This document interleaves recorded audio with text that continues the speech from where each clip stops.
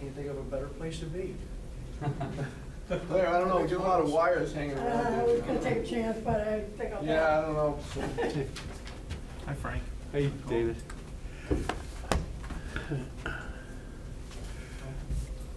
Claire, I should have brought you a birthday cake. Whose birthday is it? Claire, I should have brought you.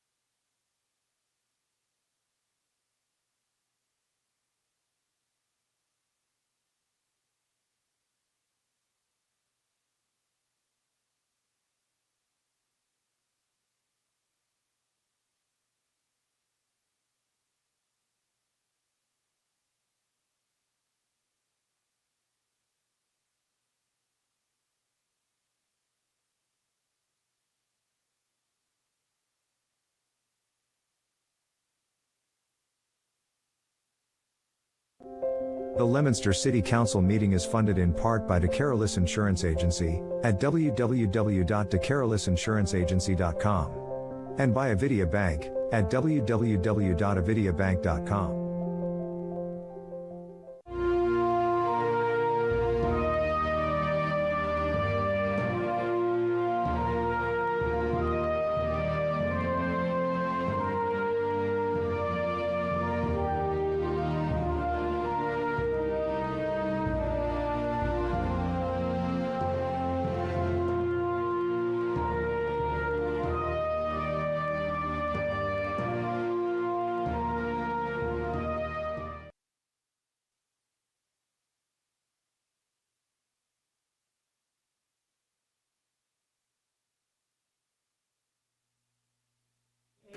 Nothing.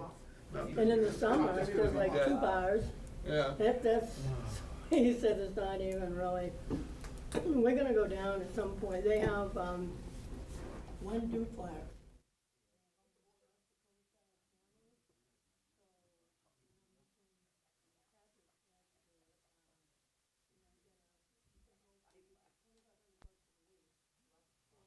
Can go off-season after Labor Day, so 250. Okay, the time is now 5:30.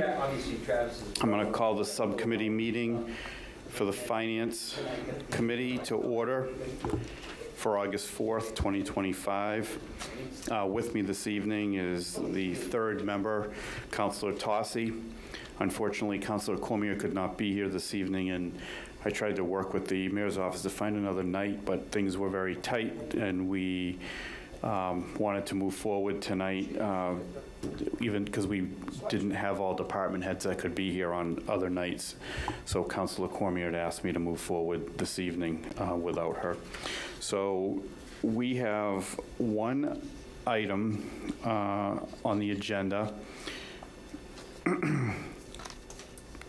C-7, Dean J. Mazzarella, Mayor, requests that an appropriation of $2,261,190 be made to the general fund capital accounts listed below, same amount to be transferred from the capital stabilization account.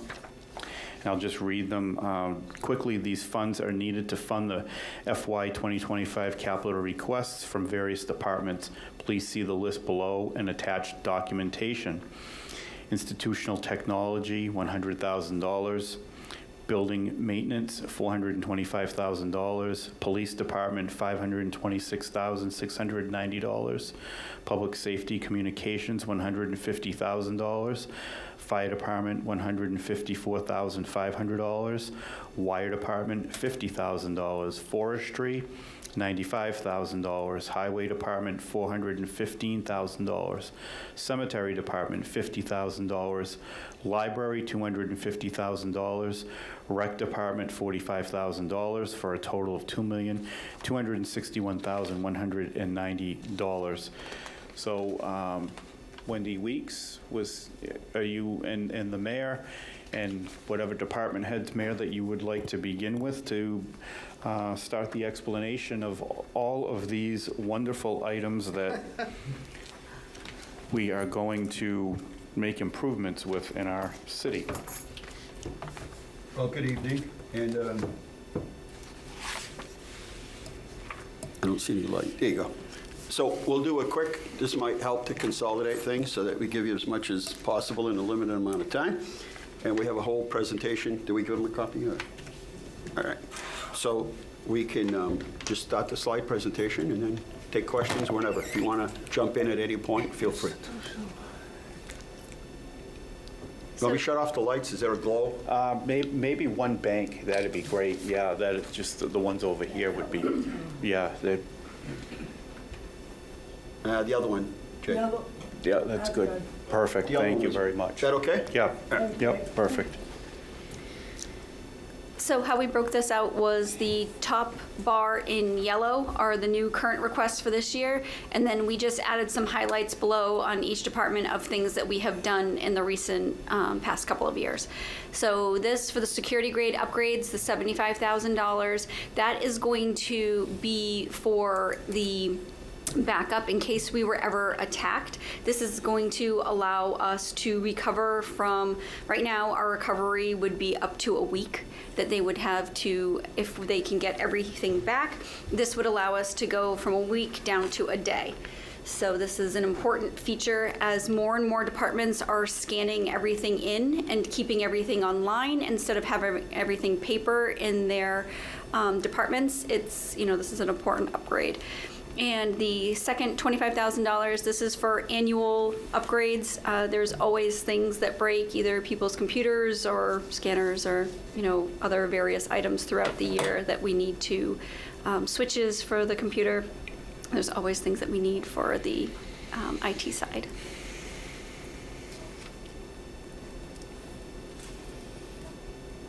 Next. Building maintenance. So this is another, big area that we have done. Last year we did a lot of the city roof. We did finished the copper edging all the way around the roof and up through the centers. We replaced a lot of the tiles that were in very poor condition. This is going to be now $50,000 that we're going to try to do annually to try to maintain the slate that is up there. Instead of having to do a whole new roof that would cost us millions of dollars, we're going to try to pick at it year after year and, try to do improvements instead of, having the large expense. The parking garage. So the parking garage is a, big asset to the downtown area, but it does need a lot of work. It needs new plumbing from the underside of where the drainage comes in, and the concrete has deteriorated in areas. So that is just an estimate also. We had to put a dollar figure down so that Greg could get it out to bid. We do not know the actual cost that it will be. Hopefully it will actually come in lower. The next one is the Leggett Hill House, and that's $25,000 to secure the property so that vagrants and other people can't get in while the city determines what the end result will be for that property. That's a property that we purchased on Leggett Hill for the open space, but it came into one of these older houses. They're not winterized. But basically the kind of a windy hill thing is what they call it. And people would come from Boston area and spend the summers on the top of Leggett Hill. So this is the last of that style house, so we're trying to preserve it. And so this is just going to encapsulate it and make sure it's buttoned up so that the weather doesn't get to it and people don't get inside. And then we could do a couple things with it, or we could fix it up and rent it to a family. But again, it doesn't have a heating system. And then the parking garage, the latest spec on a parking garage is close to $20 million in Quincy. And speaking with the mayor, the parking garages are expensive, and they need maintenance all the time. This is New England. As much as we we have a special blade that we clean the snow with, and the other thing is we've been very generous. We haven't charged. We took out all the meters downtown, and we've done like a 3-year experiment trying to encourage businesses, the people that work downtown and live downtown, to park in all the different lots that we've purchased, including the parking garage. But every day we've run into this pattern of just, it doesn't work. So we're about to start a big project downtown in September at Winesnock Brook. That's going to push all the parking out of those parking lots into the downtown area. The employees and the tenants, or the residential tenants, are going to be pushed to the parking garage. So we're going to need to get that fixed as soon as possible. So we're getting maxed out in parking downtown. If you drive around during the daytime, you'll see where our lots are full. And anyway, so the continuation of the roof, it's just maintenance. It's like anything else. We just put in, a large amount of copper. The building's over 100 years, and it needs maintenance. And but I could tell you, a new roof what was the price that we? It was a couple $1 million. Yeah, it's a couple $1 million if you want to put a new roof on it, Yeah. and it's not going to meet the historic, integrity of the historic building. So it's probably more than that. Go ahead. You can go to the next slide. So the police department, we are going to do the last year, actually it was 3 years ago, we were able to do the front line of cruisers, and those will now get moved to the second line and replace some of the very old cars that are there, and we will replace the new first front line again, try to keep, again, the rotation up so that the vehicles, they get a lot of miles, a lot of wear and tear. And then there's another administration cruiser that will go into place. How many cruises do we have at our disposal at any one time, like in the Well, they have fleet? different grades, so they'll pull off the front grade for the winter and put the secondary. These are the secondaries now, have sort of lived their life of useful purposes. I don't know, Chief, how many do you have? The approximately? marked units, the Ford Explorers that are ready to go, there's roughly 24 that are active at any time right now. Wow, okay. They're not cheap either, the new ones. No. 100 grand, 120? Unfortunately. Yeah. Will there be any that we're totally retiring? Are they, what about the ones? Yeah, that- we're going to be pulling out that second level of There will be cruises. some to Yeah. retire. Yeah, they're done, okay. Yep. Okay. But remember, we use them for, if it's a road detail and it's dangerous, we'll pull a cruiser out to use it for that. But I think doing the switch off of using the front line and then the secondary really has extended, the life of some of these cars. Right. Been doing that for about 30 years, Yeah, haven't we? and it's worked well. And we looked at it long-term, and we're actually saving substantially, although the price keeps going up. So you want to make sure you keep maintaining them. Are any of these vehicles electric that we're buying? We Or a had, combination did we of- have one that was, I'm requesting not to be electric just because the two hybrids that we have now, the issue that we're running into is the hybrids are down more often than the 6-cylinder gas ones. So if they're down, that's obviously, there's a domino effect then. Right. So the V6s seems like the technology is better for the time being. and the gas mileage on them is really good Yeah, on okay, those cars. okay. Next. So this is and actually the fire chief can probably explain it much better, but this is a whole program that will be over multiple years, and it is to get the police and fire on the same radio wavelength with additional options.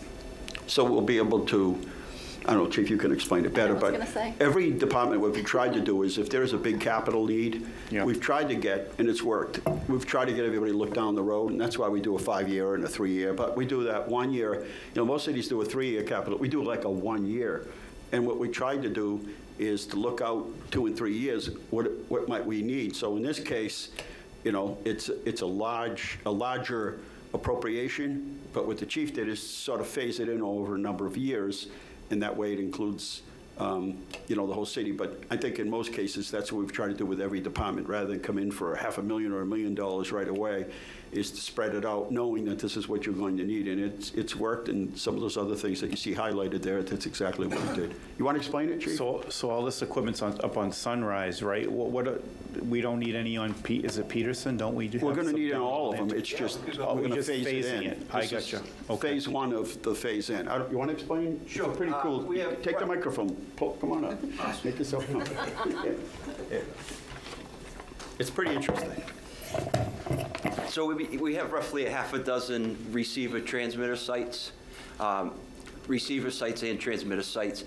So this year we were able to do 100 Main Street. We transferred from 19 Church Street to the top 100 Main Street, and we put all brand new equipment. So it's going to give fire channel 1 and channel 2 brand new from there, and police channel 1 and channel 2 brand new equipment from there.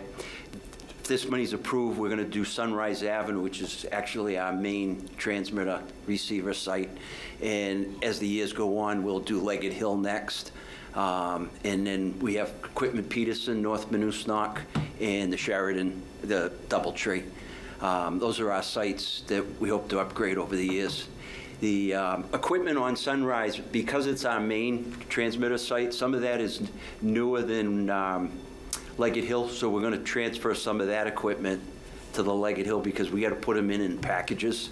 So it's not like we can put a half a package in the Sunrise. We got to change that all out, and then we're able to move the other ones around. Okay. Sounds like a plan. Thank you. Okay. Mayor, just very quickly, going back to the parking garage, I know you mentioned, years back, we had to, I think we spent close to $1 million at the parking garage. It was either $1 million to fix it or $250,000 to rip it down. Oh, it's a lot more than that. If I remember right. The Maybe police station right now is between $400,000 and $800,000 to tear it down. Yeah, this was before COVID, too.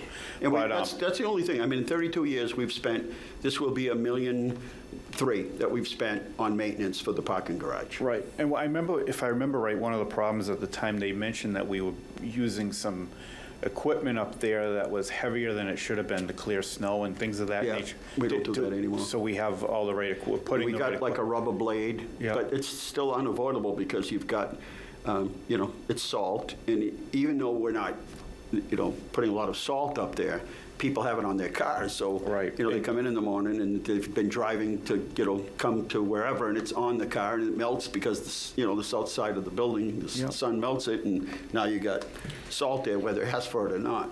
So they didn't do any drainage or anything back then when they did whatever they did? No, that was mostly at the time is the seams had cracked. They just had weathered. Okay. And they put, you know, you see those expansion joints, they just wear.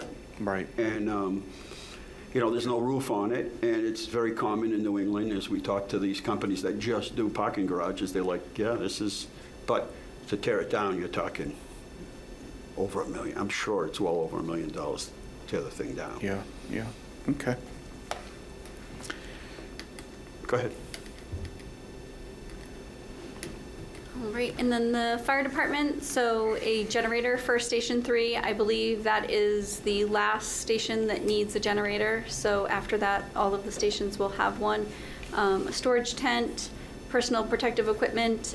We have gone from, the same as the front line, instead of doing a, large purchase where everybody in the department gets new equipment, we've gone to a smaller dollar amount where we're replacing it every year to stay up with the technology and just making sure that, the equipment is new and fresh. And Just doing a rotation. Yep, Yeah. exactly.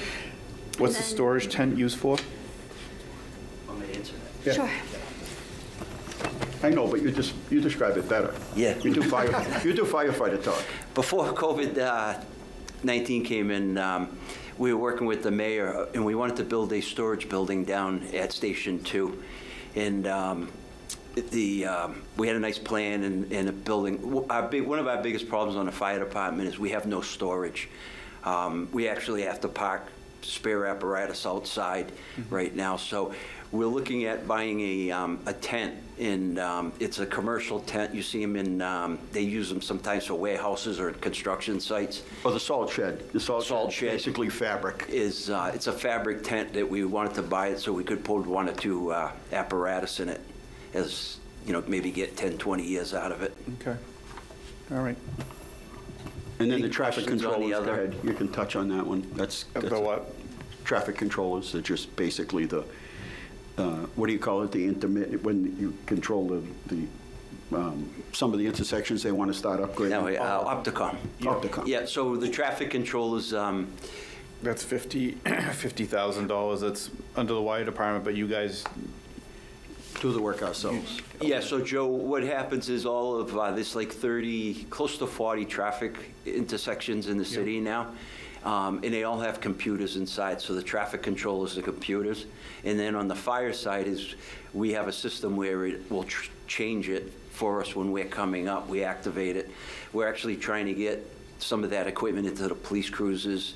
It cuts down on accidents and response times. okay. So Joe would use the money to do a couple intersections. Right, phase-in approach. Yeah. Okay. Okay, sounds good. What's a breathing apparatus The, for 150,000? So not on this year's money, but on The ones that we've done. the ones we've done.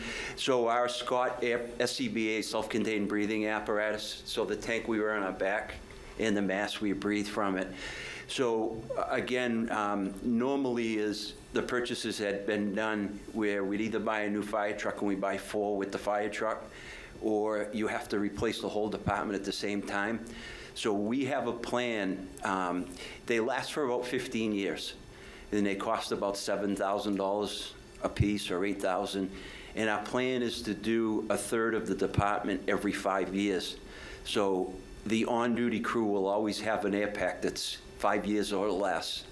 The primary backup will be 5 to 10 years, and then the spares will be 10 to 15 years. Great. Okay. Patch truck is run its course. We get a lot of use out of it, and it's time to replace it. Obviously, the tractor with the boom and the flat mower is what does a bulk of the brush around the city, and we need another 1-ton truck for the forestry. We really run these things to the point where it's just not worth putting any more money into them, and then it's time to replace them. Anybody that's been to a mechanic, I hold them in high esteem, but it begins to get expensive, and when you're working on heavy equipment, it's even more. Cemetery needed some repairs, so we have $50,000 in there. And again, that's maintenance phased-in approach.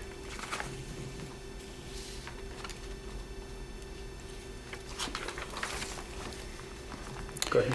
okay. In the library, so the library had an assessment done, and the building envelope, so the outside of the building, there are many areas of it that needed repair and updating. So we have appropriated the $250,000. That's kind of the estimate that they've come up with. That was a year or two ago. So, you know, they'll go through and do what they can. I'm sure some of the parts will have to go out to bid and do them separately. It's, you know, caulking, repointing. So there's a lot of maintenance that needs to be done to keep the building in good health. I noticed the other day the stairs, there's a silicone or something they put between the stairs and some that's worn, and there's a contractor working there now on that brick on the wall. Yep. I'll check tomorrow to make sure that, I don't know if that's part of the job, but the next piece of it on the building envelope needs to be to reseal those. Otherwise, the water gets in. And Yep. No, it's not. He had a couple of projects that he was Okay. going to do on his own. So. Right, we just passed some money, there was some standing water at one of the entrances or Yeah. whatever, and they Yeah. were gonna redo that, right? And I think there was some other masonry work Yeah. that they needed But done. that's important before winter. Going back to the cemetery, the $50,000 there, there was a report done back in 2018 for the office, which I believe is fully done. I think the council approved money for that. The mausoleum and the chapel also. So hopefully one of those projects can get tackled. There's some leakage in the mausoleum. It's not really leaking, like running leaking, but it's moisture coming in based on the Condensation, report. So we're hoping to, between this 50,000 and the mausoleum has a fund as well that's been sitting there for a long time, building interest. That one of those projects, either the mausoleum or the chapel, can, you know, get taken care of. I know the chapel needs new windows. If you see, they're boarded up. And also the wall that runs along Main Street, that's going to need some attention. I don't know if that's something that can be done in-house with some labor from the DPW and some equipment that they can, but some of those blocks need to be reset. If you go inside the cemetery, some of them are loose. They've actually fallen out. So there's a few, you know, capital things there that we hope to tackle, but, you know, other than that, it's... Well, you know, along the way, you know, these were the big things along the way during the course of the year. I mean, we're into August, I don't know how, but we're into August, so we're more than halfway through, you know, the calendar year, but just starting out in the fiscal. As we get into the process, there are some other things that we come down to get transfers during the course of the year. So that may have to be one of them as we take a better look at that. Okay. Sounds good.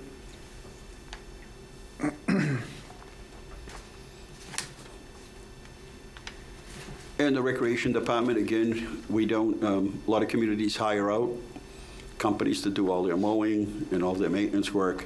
And again, this is some of the equipment that's, I mean, we do everything. We mow and trim and plant everything on our own. We very seldom hire out.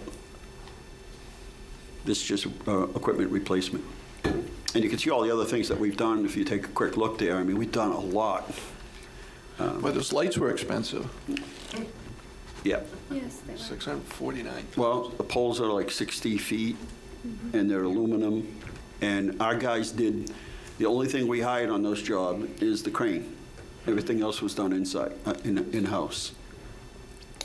I think, you know, what's amazing is, I think we got a report earlier in the year about other communities across the Commonwealth that have had, you know, overrides and debt exclusions, and, you know, you see what they are looking to have a debt exclusion or an override for, you know, and it just, you shake your head, and we're paying cash for, I mean, this is the envy of a lot of communities. And it saves us a lot of money, too, in the long run. There's our comptroller. She pay knows cash what it for costs to borrow money. these kinds of things. And a lot of communities, and nothing against, I don't know, they have their own policies, the way they do business, but their borrowing on police cruisers is going to last 3 to 5 years, and the bond is for 10. Yeah, yeah. So it's like, you know, you're paying too much for a vehicle, and then you're still paying on it 10 years later till you pay off the bond. So a lot of these things are things short-term, I mean, as long as we can make them, but it's not like we're borrowing money, you know, for 5 or 10 years on things that aren't going to last that long. I mean, a mower only lasts that long. Yeah. So, again, these are replacements. Okay. And then there's just some of the, you know, highlights of some of the things that we've done on capital projects that are pending or completed. Northwest School, we got the funding for that, Wendy? Or Somerset School? Yeah. We already did Northwest. So we work really closely with the schools, and across the city, everybody kind of works really closely together to keep to keep up on things that we can work together on grants, and we've been extremely successful. Okay. Are there any questions, Councilor Tossi? Any specific questions? What do we do with the old the old trucks that, do we keep them as spares, or do we sell them, or what do we do with the? If we can, we'll keep them, spend a little money on them, but if not, and they're really just done, we auction them off and hope somebody will take them for steel, or maybe sometimes, somebody's got a mechanic that they'll spend forever working on the thing and getting the rust out, and some of them you see back riding around, but for us, it's not, and the other thing, Ray, is we started doing the undercoatings on the new equipment, and so we go down to, we go down the street to Mechanic Street, Right. and we have stuff undercoated, which we didn't do before. That preserves the life of the equipment as well. It's just tough with salt, man. We use the least amount possible with, we use a mixture of calcium and molasses and everything else, a concoction, but there's still salt out there, and it might not necessarily be stuff we put down, but you see what the state puts down for salt, and then people drive down the connector or come in off the highway, and they just drag the stuff with them. We've come a long way since we started 30 years ago, when the DPW had literally had their fenders wired together because they were falling off. I mean, it took a long time to get grade up every year, putting it together. And I can remember Captain Freya working for the DPW getting sick in a truck because the exhaust was getting into the truck. I would never not support equipment, for our employees, because it's watching that and how long it took us, it took you and us to support it, to get to where our fire department, our DPW, and everybody was, respectable. It was an embarrassment to watch that equipment on the roads. It was awful. So, we can be proud now with our staff and our employees and the equipment they have. No, we're in a good spot, and Wendy worked hard with everyone to make sure we used our ARPA funding for things that qualified. And so we could kind of take off things from the list here. It was all allowable uses, so that we could chip away at things that were eligible. And that really was a big help to us, because that gave us a real springboard, fast forward to putting us in a good spot. But yeah, we were talking the other day, and we got our lights at Doyle Field because BC or BU had put up the brand new lights, and ESPN was going to do a big game there, and they came in with these specialists, and apparently they didn't give off enough lumens or whatever the technological word is, so they had to take them all down to put them in boxes. And luckily we had a friend in Leominster that called us and said, hey, they got these brand new lights, you want them? We sent the DPW trucks out to pick them up, and those lights just got replaced after 20-something years. And then we had a friend who was the maintenance or the facilities manager at Digital. At the time, Digital was closing down all their units, and he called and said, I have 5 buildings filled with furniture. Anything you want, just come get them. So we sent down rental trucks, we cleaned the place out, and that's how we survived for a while, because you remember, in 1990, the economy took bad, Devens had left, that was a major impact in things. So little by little, we're chipping away here and getting to where we are all feeling a little more comfortable in the position that we're in. Yep, go ahead. Just to go back on the technology, is there any reason why room 10 or another designated room doesn't have microphones? It's when they have a conservation meeting or a planning board meeting, it's really, I'm surprised that they haven't gotten into trouble over the years, because the plans are presented, put on the desk, and the public doesn't see anything or hear anything, and nobody talks loud enough. Yeah. They can't hear. Well, I think we can put a system in there, a small system with some mics. I don't think we have to, it's not that big of a room, so I don't. I think they really, as more and more people are starting to go to meetings Right. now, and And it gets muffled. The more people that are in there, the more the sound and you gets can't muffled. shut the door. Right, Right. right. I know originally when we redid room 10, some of the problems was the wiring. And to get back down here for it to be televised was a problem. But now that a lot of things are wireless, that may not be as much of an issue as it was Right. previously. Yeah, I think we could, just some small Bose speakers or something in there would be more than enough, and some, sound system like this would do fine. But at least we got it hooked up to video, and that was the big thing. I Is that know. we always had these like paper Yeah. shots, and so at least now we've got a TV like this that we can, present it. So yeah, that's a good suggestion. We can do that. That's an easy one. Okay. You all set? Counselor Inger, do you have any other questions? Thank you. We said a half hour, and I didn't hear the And whistle it's- yet, so I'm not leaving. It's 6:01. I don't own a watch, Maybe so it's I'm not not leaving working. until, no, I think everybody, all the departments, everybody's done a good job, and we're really, have everybody on the same page in terms of looking down the road to see what capital needs we have, where there might be grants available. Is there something else that we can peel? Is there something we can do with another community? I mean, just paramedics, for instance. How long did it take, Chief, to get the paramedics fully? Oh, from get-go? Yeah. Oh, we started years and years ago. Yeah. So it takes time, but we did it a little at a time, and that way, as Councilor Cormier said, we didn't have to go and do a debt exclusion override to get these things, placed in the budget. So that's a big deal, and that's, just take a look at what site is the DOR site that lists all the debt exclusion override requests. And that list is getting longer on the ones that, I think Townsend and Pepperell is still at it. In fact, did it pass? I think the vote was last Tuesday or tomorrow, I'm not sure which one, but they just can't get the votes, from the community that are just saying, And some of them are not to really even to buy anything, it's just. No, it's just to keep operational. Just to keep government running. Right. It's pretty scary to look at. Well- I don't know what's gonna happen in some of those places, but, thank God we've No, not done that here. we're in a different spot. Yeah. That recent donation for the scoreboard at Doyle by Yes. All One, that goes through the Doyle Field Commission. Are they Yep. they're the ones that... stewards, yep. And so that's just part of it. They're going to need, to raise more money when people buy ads to help support it. That's from them, that's a commitment over several years, but we're still going to need to raise money and sell commercials and that kind of thing. But the place gets used, and a lot of people are there to different soccer and field hockey. Well, I was going to make a suggestion, and I didn't know whether it would go to you or the Doyle Field Commission, but I think that scoreboard or some part of the field should be dedicated to Pat LaPointe. Well, we're working on a bench right now for Pat. A bench? Yeah, so. I think we should do more for him. I mean, he lived and breathed Doyle Yeah, Field. No question about it. All under consideration.